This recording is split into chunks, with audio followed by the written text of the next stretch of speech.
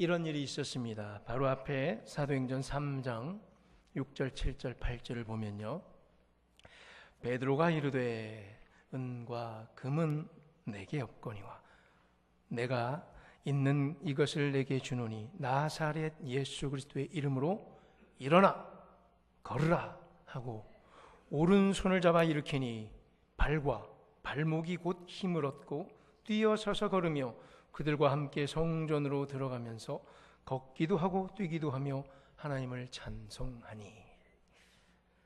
성전 미문에서 구걸하던 거지였습니다. 나면서부터 못 걷게 된 선천적 장애인이었습니다. 평생 장애인으로 살다가 복음 전파 중에 마침 가고 있는 베드로와 요한을 만나 고침받은 사람이 있었습니다.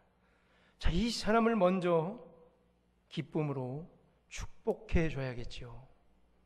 얼마나 감사할까요? 40년 이상 이러고 살았는데. 자, 그 다음은 이 사람을 고쳐준 베드로에게 다가가서 상을 주고 칭찬해 줘야 마땅한 일 아닐까요? 착한 일, 좋은 일, 선행을 한 좋은 시민상, 모범 시민상이라도 줘야 될 것 같은데 이게 정상이죠. 근데 성경은 늘 비정상을 많이 다루고 있지요. 우리 같았으면 이래야 될 텐데 오늘 이 착한 일을 행한 베드로와 요한을 잡아서 감옥에 가두는 무리들이 있습니다. 그리고 바로 이튿날 빨리 재판에 넘기고 처리하기 위해서 많은 사람들이 일사천리로 모여들고 있습니다. 빠른 움직임이 보입니다. 굵직굵직한 사람들이 말이죠. 재판을 열어버려요. 그것도 가장 상위 재판인 산헤드린 공회로 소집해서 이들을 심판하려 합니다. 우리가 읽었는데 사도행전 4장 5절에 모인 사람들 보니까 그 정도 대상, 규모로 볼 때 산헤드린 공회로 회집해 모였음을 알 수 있습니다. 1세기 역사학자 요세푸스는 산헤드린 공회를 사실상 최고 종교재판소 역할을 하는 기구로 소개합니다. 대제사장이 의장이 되고 민사재판, 형사재판까지 당시 관할하였다고 합니다. 요세푸스 자료에 의하면 대제사장이 의장으로 참석한 가운데 제사장만 24명, 장로 24명, 서기관 22명으로 이렇게 딱 71명으로 구성이 됩니다. 오늘은 보니까 71명뿐만 아니라 6절에 보니까 대제사장뿐만 아니라 가야바, 요한, 알렉산더라는 또 유명 인사, 그 외에 대제사장의 친한 또 측근들, 문중이 또 다 참여했습니다. 약 100여 명의 무리들이 모여서 이 두 사람 빨리 심판하려고 이튿날 일제히 다 연락을 드렸는지 다 모였습니다. 신기하죠? 이 굵직굵직한 사람들이 이튿날 그냥 다 헤쳐 모여 했습니다. 아마 엄청난 국가의 중대사를 결정하거나 엄청난 전쟁이 났거나 큰 일이 났나 봐요. 그런 줄 알고 딱 모였는데 베드로, 요한 이 사람들 심판해서 죄를 뒤집어 씌우려고 모였습니다. 이렇게까지 할 필요가 있나 싶습니다. 편의점 좀도둑 하나 잡으려고 대한민국 전국 군인이 다 모여들고 유엔군까지 다 몰려든 총동원한 그런 느낌이랄까요? 뭐가 안 맞죠? 뭐가 안 맞는 거예요. 자, 그러고 보니 이들은 누구였어요? 불과 몇 달 전에 예수라는 한 사람을 재판에서 사형 언도까지 내린 무리들, 사형 집행까지 했던 무리들 아닙니까? 이 사람들이 오늘 갑자기 이렇게 생각해 보니까 사태가 심각했나 봅니다. 그래서 100여 명 일제히 그 다음날 다 모였습니다. 글쎄, 예수란 사람이 했던 기적 같은 일들이 왠지 그의 제자들 베드로, 오늘 요한, 이 사람들을 통해서 재방송되고 있지 않을까 생각해서 심기가 매우 불편했나 봅니다. 한 병자에게 행한 이 착한 일, 40여 년 동안 불쌍하잖아요. 선천적 장애인 잠시 일으켜 세워졌던 이 선행에 그토록 왜 이 100여 명의 사람들은 심기가 불편했으며 7절에서 이렇게 따져 묻고 있었을까요?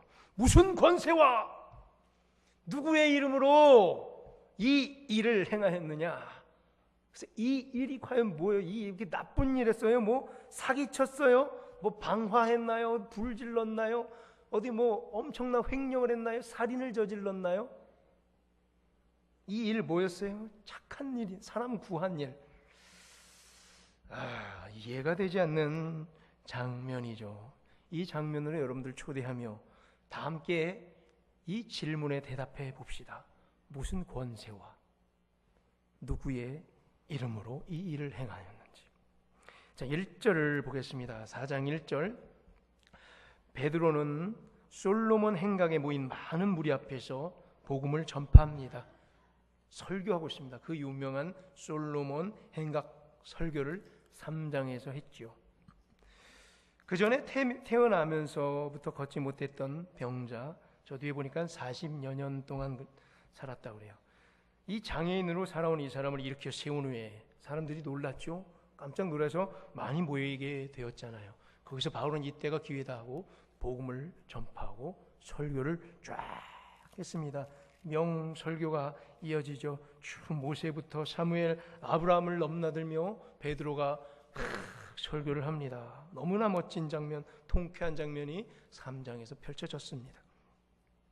이때 이들도 같이 있었어요. 제사장들과 또 성전 지키는 자들, 그 경비대장들이죠. 또 부활을 믿지 않는 것으로 유명했던 사두개인들이 모였습니다. 그리고 고발을 해서 베드로와 요한을 잡아 가두었습니다. 왜죠? 2절에 나와 있어요. 왜 잡아요? 그럼 잡은 이유가 있어야 될 거 아니에요? 성경은 설명합니다. 2절에서 친절하게 왜 잡았어요? 그러니까 설명해요. 왜 잡았대요? 보세요. 왜 잡았대요? 예수 안에 죽은 자의 부활이 있다고 백성을 가르치고 전함을 어떻게 해서? 싫어해서. 그냥 나 싫어. 그래서 잡는 거예요. 나 왜 잡아요? 근데 싫어 너가. 이거 말이 안 맞잖아요. 싫다고 잡아갑니까? 난 그냥 네가 착한 일 하는 게 싫어. 그래서 너를 고발할 거야. 안 맞잖아요. 죄목이 없잖아요. 싫어하면 다 잡아갑니까? 그래서 말이 안 맞는 게 한두 개가 아니죠. 예수 안에 죽은 자의 부활이 있다고 백성을 가르치고 전함. 이거를 내 음절로 뭐라 그러죠? 복음 전파. 맞잖아요. 예수 안에 죽은 자의 부활이 있다고 백성을 향해 가르치고 전함. 이거를 복음 전파라고 그래요. 그렇죠. 복음 전파가 싫었던 거예요. 그들은 누구였죠? 예수 그리스도의 부활이 사실이면 큰일 날 사람들이었습니다. 부활을 어떻게 보든 어떻게 해서든 막아보려고 무진장 애썼던 사람들이죠. 마태, 마가, 누가, 요한복음 저 끝에 장쯤에 어떤 일이 벌어졌어요? 부활 후에 경비병들을 매수했죠. 부활이 사실이 아니라라고 제자들이 예수의 시체를 빼돌린 것이라고 말하라고 돈까지 줘서 강요하라고 했습니다. 지금도 부활이 사실이면 큰일 날 사람들이 2018년도에 많이 살고 있습니다. 신학자들 중에 자유주의 신학자들이 있어요. 그들은 부활이 사실이면 큰일 날 사람들이에요. 왜냐하면 자유주의 신학 교수들은 학생들에게 부활은 소설이다라고 가르쳤기 때문이죠. 또 있죠. 신천지의 이만희, JMS의 정명석, 통일교의 문선명, 신앙촌, 천부교 여기 가까이 있죠. 박태선, 또 우리 교회를 뺑 둘러싸 여러 개가 있죠. 하나님의 교회 안상홍. 성령 하나님으로 안상홍을 믿고 성령 하나님의 신부인 어머니 하나님 장길자를 믿고 있는 그 사람들.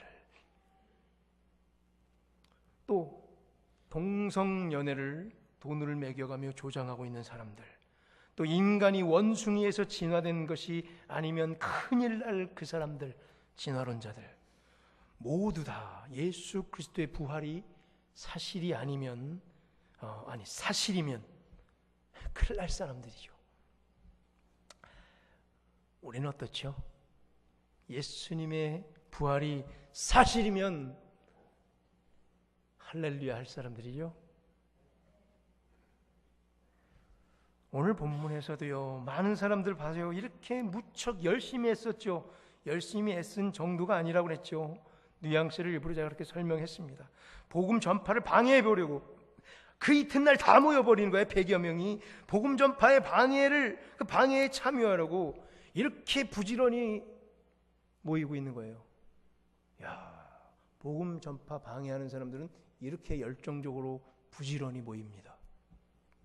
우리도 좀 배워야겠죠. 부지런히 모여서 열심으로 뭔가 하는 데 있어서 이 사람들이 이 정도예요. 뭐 하는데? 복음 전파 방해하는데. 복음 전파의 방해자들, 제사장들, 사두개인들, 관리들, 장로들, 서기관들, 예수 그리스도가 하나님이시며 부활의 주이신 것을 이들은 알지만, 이들이 알까요 모를까요? 알아요. 이들이 어떻게 몰랐어요? 몰랐으면 왜 방해해요? 부활이 사실이 아니면 왜 걱정하고 있어요? 부활이 사실이 아니면 왜 그렇게 경비병들을 매수했어요? 오늘도 부활이 사실이 아니면 뭐 이렇게 긴장해서 그 다음날 바로 100여 명이 다 모여요? 뭔가 있죠? 부활을 막으려고 인생을 걸고 있는 사람들입니다. 부활의 사실을 왜곡시키려고 목숨 걸고 있는 사람들입니다. 목숨 걸고 복음 전파를 방해하는 사람들이 이렇게 많다는 것을 보여줍니다. 그래서 예수님의 부활은 더 사실일 수밖에 없습니다. 그래서 복음 전파는 계속해서 진보될 수밖에 없는 것입니다. 사실이 아니라면 뭐하러 이 사람들이 이렇게 열심히 방해합니까? 또 사실이 아니라면 오늘 우리가 여기 왜 이렇게 많이 모여 있습니까? 보세요. 한번 둘러보십시다. 이렇게 왜 우리가 모여 있습니까? 예수 그리스도의 부활이 사실이기에 여기에 모여 있는 줄로 믿습니다. 이건 여기에 우리가 모인 가장 기본이에요.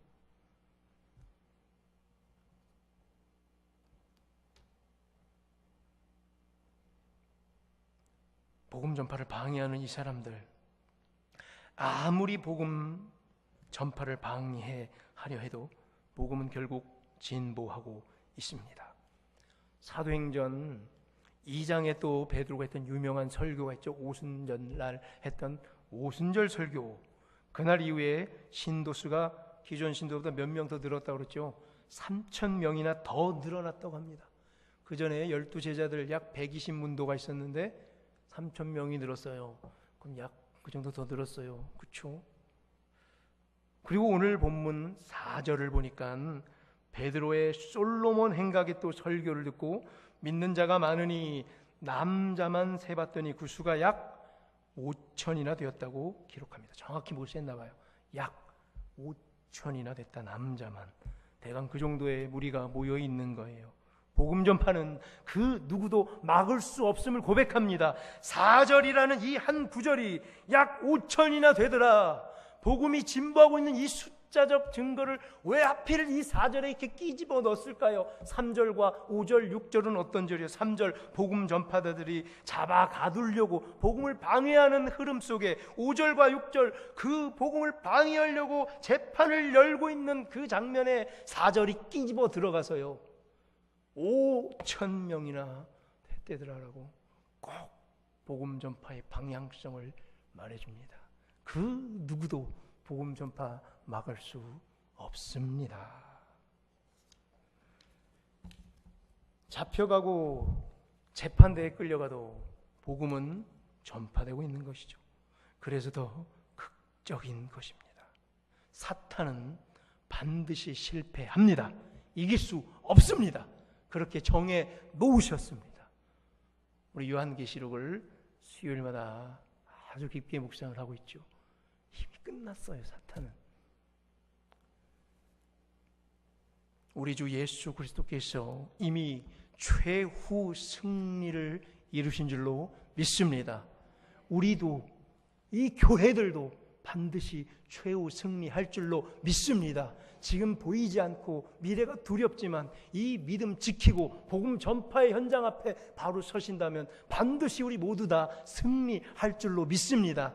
이것은 만약이 아닙니다. 이미 이루셨습니다. 우리가 할 것은 진짜 교회로서 진짜 성도로 서는 것뿐입니다. 예수 그리스도의 이름을 믿고 부활의 능력을 믿고 그 증인으로서 서는 것 단 하나입니다. 그럼 그냥 승리할 줄로 믿습니다.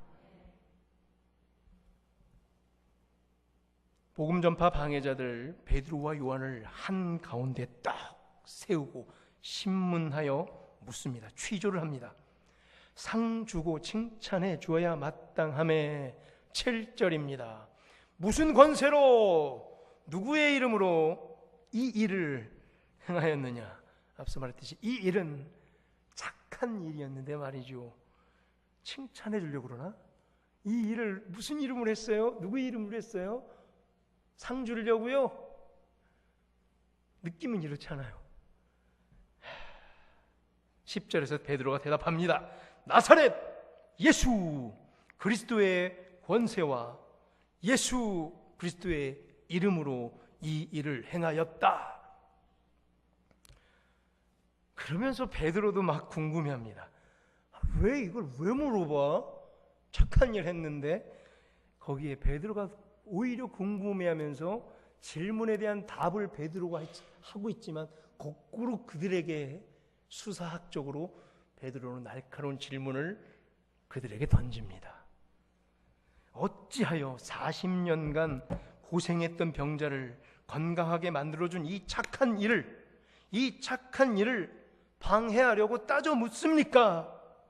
이 착한 일을 방해하는 세력, 당신들은 누굽니까? 착한 일을 왜 방해합니까? 착한 일에 반대. 이게 수사학적으로 드러나고 있는 거예요. 뭐예요? 착한 일에 반대. 나쁜 일, 사탄의 일. 왜 방해하려고 따져 묻습니까? 이 착한 일을 방해하는 세력, 당신은 무엇입니까? 나쁜 세력입니다. 사탄의 세력일 수밖에 없습니다라고 거꾸로 묻고 있죠. 그러면 너희는 도대체 누구냐 이거죠. 여기서 우리 모두도요, 이 시점에서 거꾸로 따져 물어봐야 합니다. 무슨 권세로 이 착한 일을 방해하는가? 누구의 이름으로 복음 전파를 방해하는가? 우리도 마찬가지입니다. 복음 전파를 방해하는 세력들, 우리 교회를 어지럽게 만드는 세력들, 위협하는 세력들에게 따져 물어. 무슨 권세로, 무슨 이름으로 복음 전파를 방해합니까? 그런 당신들은 누굽니까? 바로 뭐예요? 사탄의 권세로 방해하며 사탄의 이름으로 방해하고 있는 그들은 사탄의 앞잡이가 되는 거죠. 10절에서 모든 이스라엘 백성에게 호소합니다. 너희와 모든 이스라엘 백성 하면서 바울은 말이죠. 우리 베드로는 말이죠. 지금 어디 있어요? 베드로가 예루살렘 한복판에 있어요. 이들은 누구예요? 이스라엘 백성들이에요. 베드로는 점점 궁금해집니다. 아니 이렇게 착한 일을 행했는데 왜 잡아가죠? 이스라엘 사람들, 하나님께서 그렇게 사랑으로 지금까지 구원해 주신 이스라엘 백성들, 선민이라고 그렇게 외쳤던 당신네들, 유대인 그러면서 그토록 선민의식을 자랑했던 당신들, 이스라엘 사람들, 그것도 유대인들, 그것도 예루살렘 한복판에 있는 당신들이요, 갑 중에 갑이요, 선민 중에 선민. 그들에게 묻습니다. 너희들 도대체 왜 그래? 나한테 왜 그래? 복음 전파하고 있는데 왜 그래? 너희들 속에 뭐가 들었어? 뭘 왜 그래? 거꾸로 베드로는 묻고 있어요. 제사장들에게, 장로들에게, 고관들에게, 사두개인들에게, 서기관들에게 도대체 당신들은 누구냐? 뭘 왜 이러느냐? 왜 복음 전파가 가는 방향과 반대 방향으로 서게 됐느냐 묻습니다. 교회에 오래 다닌 사람들, 모든 것들을 다 알고 영적으로 주관하는 그들에게 묻습니다. 뭘 왜 이러고 있어요 지금 이게? 이스라엘 백성이지만, 유대인이지만, 예루살렘 한복판에 있는 자들이지만 사탄에게 쓰임받고 있는 중이죠. 열심히. 한국 교회가 혹시 이러고 있습니까? 복음을 잃어버린 몇몇 교회들이 있죠. 교회라는 불리어지지만, 또 성도라 불리어지지만, 교회를 열심히 다니는데도 자신도 모르는 사이에 사탄에게 쓰임받게 되는 거죠. 그리고 복음의 방향과 역행하며 살아가는 거죠. 사탄은요, 착한 일을 싫어하네요. 그래서 사탄 마귀는 교회의 덕을 세우는 일을 싫어합니다. 교회의 건덕을 세우는, 교회가 아름답게 세워지는 것을 제일 싫어하죠. 그래서 뭐예요? 사람들을 이간질시키죠. 사탄은 그래서 성도들을 격려하고 위로하는 것을 싫어합니다. 사탄은요, 남몰래 섬기는 섬김과 희생을 제일 싫어합니다. 그리고 사탄은 나사렛 예수 그리스도의 이름을 싫어합니다. 나사렛 예수 그리스도! 나사렛 예수 그리스도! 계속 외쳐야 돼요. 사탄은 이를 너무 싫어해요. 예수님의 아가페 사랑을 사탄은 너무나 싫어합니다. 사탄은 고린도전서 13장이 읽혀지는 것을 너무나 싫어합니다. 무슨 장? 사랑장. 사탄은 오래 참아주고 견디어주는 것을 싫어합니다. 빨리 욱하라고 종용합니다. 사탄은 온유하며 진리와 함께 기뻐하는 것을 싫어합니다. 그래서 인상 써! 사탄은 시기하고 자랑하고 뽐내고 교만한 것을 좋아합니다. 그래서 그 사람들을 부추깁니다. 야, 빨리 교만해, 빨리 뽐내, 빨리 자랑해, 빨리 저 사람 시기해. 사탄은 무례히 행하는 것을 좋아하며 성내는 것을 좋아합니다. 오늘 베드로는요, 도저히 이해되지 않는 저들, 종교 지도자들, 이스라엘의 리더십들에게 이해가 되지 않아서 저 사탄과 같은 질문에 대답을 하죠. 오직 예수 그리스도의 이름으로 말이죠. 9절의 질문, 어떻게 구원을 받느냐? 저들이 물어봤죠. 어떻게 구원을 받느냐라고 거꾸로 물어보고 있어요. 병자가 고침받았잖아요. 선천적 장애인. 어떻게 구원을 받느냐라고 이스라엘 백성들이 물어봐요. 유대인들이 물어봐요. 예루살렘에 살고 있는 종교 지도자들이 물어봐요. 그들이 몰라서 물어봅니까? 떠보는 거죠. 무슨 대답을 기대하며. 어떻게 구원을 받느냐? 그들이 기대하고 있는 것, 제일 잘 알고 있는 답, 평생 성경 말씀을 연구했던 서기관들이 제일 잘 알고 있을 터. 구원은 오직 어디서 왔어요? 구약 성경에는 이스라엘의 하나님에게서부터 온다는 것을 알죠. 구원은 이스라엘의 하나님으로부터 온다. 너무나 잘 알고 있어요. 구약 관통한 분들. 노아 시절에 다 쓸어버리고 노아의 가족을 구원했던 하나님의 그 구원 어떻게 오느냐? 모세를 통해서 이집트 노예의 인생을 종결시키고 다시 빼내서 하나님의 땅으로 구원해 놓던 그 구원의 사건, 어떻게 구원을 받느냐? 이스라엘의 하나님으로부터. 바벨론 포로로 다 끌려갔을 때에 그 포로로부터 다시 복귀시켜서 성전을 다시 재건시키게 했던 하나님의 구원이 어디로부터 오느냐? 이스라엘 하나님으로부터. 알고 있지요.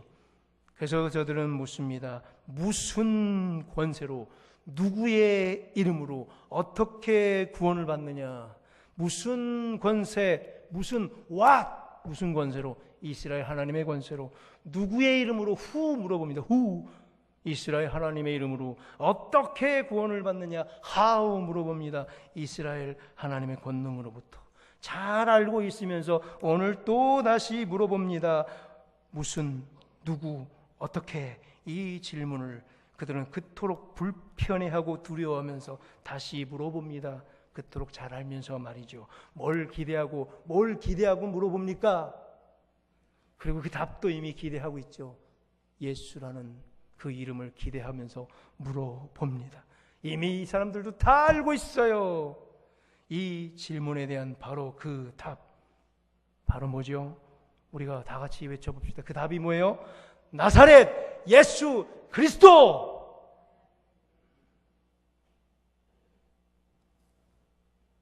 누구의 이름으로의 구약 성경에, 그리고 잘 알고 있는 그들의 답의 정답은 하나님이었어요. 이스라엘 하나님. 그런데 그 정답이 오늘 누구랑 매치되는 거예요? 나사렛 예수 그리스도. 그럼 나사렛 예수 그리스도가 누구란 얘기예요? 구약에 구원을 했던 하나님, 구원의 하나님이란 얘기죠. 오늘 그러한 수사학이 이 본문에 이렇게 깔려 있습니다. 나사렛 예수 그리스도. 예수 앞에 뭐가 있어요? 나사렛. 예수 뒤에 뭐가 있어요? 그리스도. 이 이름, 나사렛 사람 예수, 그리스도인 예수란 뜻이죠. 그럼 나사렛은 뭐죠? 사람이란 뜻이에요. 나사렛이라는 동네에서, 예를 들면 북에 이동에서 자란 아무개. 북에 이동 사람들은 다 알고, 그 사람이 어렸을 적부터 다 지켜봤고, 커서 뭐가 되는 것까지 다 알고 있는 진짜 사람이란 뜻. 나사렛 예수는 100% 완전한 사람 예수. 그 뒤에 그리스도 예수는, 그리스도는 구약의 메시아며 구약의 아도나이, 하나님의 이름을 감춰 부르던 그리스도, 바로 하나님 예수. 여기 다 들어있는 거예요. 100% 신적 존재인 하나님으로서의 예수. 나사렛 100% 사람이며 100% 하나님이신 완벽한 이름, 나사렛 예수 그리스도. 복음 전파는요, 바로 이거지요. 나사렛 예수 그리스도를 전하는 것입니다. 그 말은 바로 예수라는 그 이름 안에 죽은 자의 부활이 있다고 백성을 가르치고 전하는 것입니다. 자, 이제 말씀을 맺습니다. 오늘 왜 이렇게 유명한 사람들 약 100여 명이나 모여서 이렇게 난리를 떨고 있을까요? 결국 이렇게 난리 법석을 떨었는데도요, 자, 이들이 건져간 게 뭔가 봅시다. 난리 법석을 떨었죠. 그래서 베드로, 요한 사형, 무기징역, 징역 10년 뭐 이 정도 받아냈나요? 뭘 받아냈어요, 이 사람들? 왜 이렇게, 이게 쇼죠? 왜 했어요? 14절, 비난할 말이 없는지라. 21절, 처벌할 방법을 찾지 못해. 그래서 뭐 했어요? 결국 경고! 조심해. 위협했대요. 이들의 최종 판결, 조심해. 나 너 싫어. 조심해. 이러려고 100여 명 모여 있었어요. 그것도 이렇게 재빠르게. 뭐 하는 겁니까, 이 사람들? 이렇게 이 본문을 읽으세요. 그럼 과연 이들은 뭐가 두려운 거예요? 복음 전파 행전이 계속해서 쓰여질까봐 두려웠던 거죠. 이제 사도행전 3장에 지나서 4장 시작하고 있어요. 그렇죠? 베드로 설교 딱 2번 했어요. 오순절 설교 1번, 3장에 또 솔로몬 행각 설교 1번. 그리고 막 40년간 병자 생활했던 선천적 장애인 이렇게 세웠어요. 아직 시작도 안 했어요. 예루살렘 구석구석 아직 다니기도 전이에요. 그런데 이들이 예루살렘 구석구석 다녀야 돼요. 그리고 온 유대까지 다녀야 돼요. 그리고 사마리아를 관통해야 돼요. 그리고 땅끝까지 가야 돼요. 시작도 안 했어요. 두려워하고 있죠, 이들을. 꼴랑 사도행전 4장에서 말이죠. 그래서 사도행전 뒤로 넘겨보세요. 몇 장까지가 있어요? 사도행전 28장까지 결국 쓰여집니다. 이것이 복음 전파예요. 아무도 막지 못합니다. 이들 이렇게 시별고 걸고 4장부터 초전 박살 내려고 초집결해서 다 모였지만 복음은 막을 수 없습니다. 그냥 나 너 싫어 경고하고 끝났어요. 아무도 못 막습니다. 복음은요, 제자들의 증거와 간증을 통해 계속해서 이어집니다. 부활 행진은 계속해서 이루어지고 이들은 그저 이것에 겁먹고 두려워서 떨어서 그냥 모여서 이들의 연약함과 이들의 치졸함만을 드러냈을 뿐입니다. 사도행전 1장 8절에 이미 예언했던 대로 이들을 뭐로 삼아줬어요? 증인으로 삼아줄 것이다. 증거를 보여줄 것이고 사도행전은 28장까지 반드시 맞춰져야 되기에 거기서 떨 필요도 없는 거죠. 하나님께서 복음 전파자들과 반드시 함께 할 줄로 믿습니다. 증거예요. 사도행전 1장 8절에 두려워 떨고 있던 제자들, 예루살렘을 언덕에 베다니, 그 언덕에서 바라보면서, 베다니 감람원 산에서 바라보면서 도망갈 구실만 하고 있던 그들이 예루살렘으로 들어가서 오늘 이러한 현장에 놓여집니다. 그리고 그들은 진짜로 예루살렘을 관통합니다. 온 유대를 뒤집어 놓습니다. 사마리아를 끝까지 돌진합니다. 이 복음은 사도 바울을 만나 땅 끝까지 향해 갑니다. 복음 행전, 부활 행전. 혹여나 이 복음이 예루살렘 곳곳에 퍼질까 두려워하고 있던 이 소인배들, 예루살렘 뭐예요? 유대가 뭐예요? 사마리아가 뭐예요? 땅끝이 뭐예요? 여기 우리까지 왔잖아요. 조선 땅. 100년 전만 해도 상투 틀고 다녔던 우리들 아닙니까? 복음이 여기까지 와 있습니다. 보세요. 이 복음의 진보를 보십시오. 이 부성교회의 부흥을 보십시오. 이 복음의 진보 앞에 우리의 인생을 드리고 우리의 아름다운 신앙 고백을 드려서 여기 서 계십시다.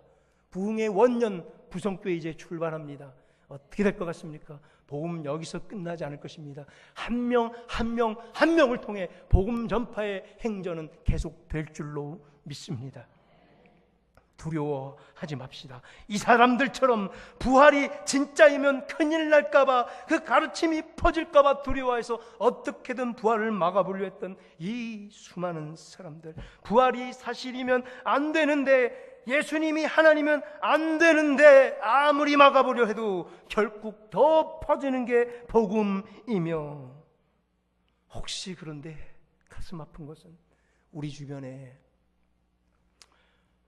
예수 그리스도의 부활이 사실이 아닌 것처럼 신앙생활 하시는 분들이 있을까 염려가 됩니다. 예수 그리스도의 부활이 사실이라면 왜 그렇게 신앙생활 하십니까? 부활이 사실인데